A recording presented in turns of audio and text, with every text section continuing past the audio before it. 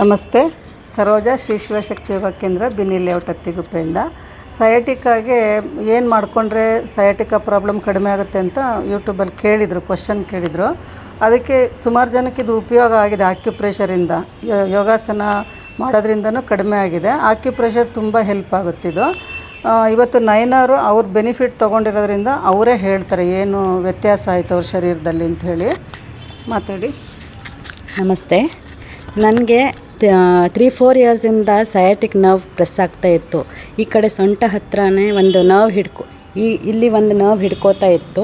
ಆವಾಗ ನನಗೆ ಮೆಡಿಸಿನ್ಸ್ ಸಾಕಷ್ಟು ತೊಗೊಂಡೆ, ಅದರಲ್ಲಿ ಯೂಸ್ ಆಗಿಲ್ಲ. ನನಗೆ 1 ಮಂತಿಂದ ನಾನು ಇಲ್ಲಿ ಯೋಗ ಕ್ಲಾಸ್ ಸೇರಿಕೊಂಡಿದ್ದೇನೆ.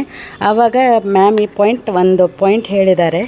ಈ ಪಾಯಿಂಟ್ನ ನಾನು ಪ್ರೆಸ್ ಮಾಡಿದರೆ ನಂಗೆ ನೋವು ಬರ್ತಾಯಿತ್ತು. ಇದೇ ಪ್ರೆಸ್ ಮಾಡಿ ಆ್ಯಕ್ಟಿವೇಟ್ ಆದ ತಕ್ಷಣ ಇವಾಗ ನನ್ನ ನರ್ವ್ ಅದು ರಿಲೀಸ್ ಆಗಿದೆ. ಹಾಗಾಗಿ ನನಗೆ ಇವಾಗ 80% ರಿಲೀಫ್ ಸಿಕ್ಕಿದೆ. ಮತ್ತು ಅದ್ರ ಜೊತೆಗೆ ನಾನಿಲ್ಲಿ 1 ತಿಂಗಳಿಂದ ಯೋಗ ಕ್ಲಾಸ್ ಮಾಡ್ತಾಯಿದ್ದೀನಿ. ಅದರಿಂದನೂ ನಂಗೆ ಸಾಕಷ್ಟು ಬೆನಿಫಿಟ್ ಸಿಕ್ಕಿದೆ.